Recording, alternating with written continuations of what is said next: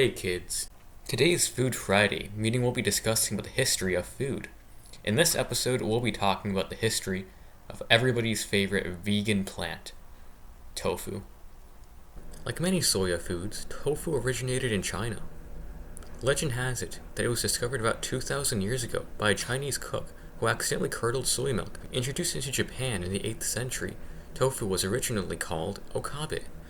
Furthermore, tofu is actually created from dried soybeans. No shit. Alright, so the mixture is separated into one solid pulp and two into soy milk.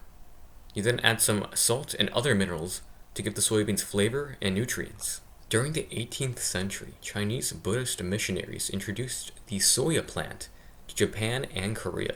This was so the uncivilized brutes of Japan and Korea could purify their souls, since Buddhists believed the vegetarian diet was spiritually woke.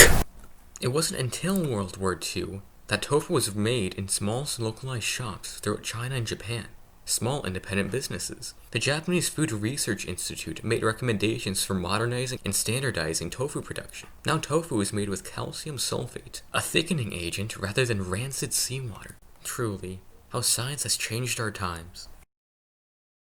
Tofu now uses hydraulic presses and pressure cookers, because the tofu just sort of likes being treated that way. Clink! Push it harder. Man, I just work here. What?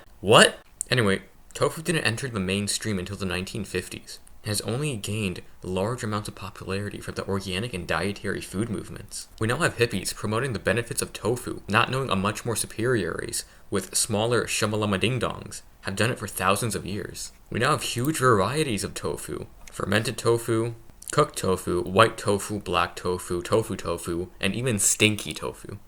Yes, you heard me. People intentionally eat tofu that smells and tastes bad. It's called this, and is essentially tofu that's gone past its expiration date. It's a popular street food in Taiwan, and tisk tisk, I've been there, and I can say exactly what's already been said about it. It smells, it's rancid, it's fucking weird, and yet it's still a defining delicacy of Taiwan. It's like Germans with their pig feet. Like, what the hell is this, man? It's just freaking gross. Why is the bone popping off? Like, hell, I just want some salami or schnitzels. Yeah, but I've had the pleasure of smelling this thing, and it smells just like what you think it would. Moldy sweat with an ounce of dog piss lathered on top of it. It's pretty tasty. Anyway, kids, that's all we have today for Sam Nonella Academy. Give me suggestions for the next video, and thank you for watching.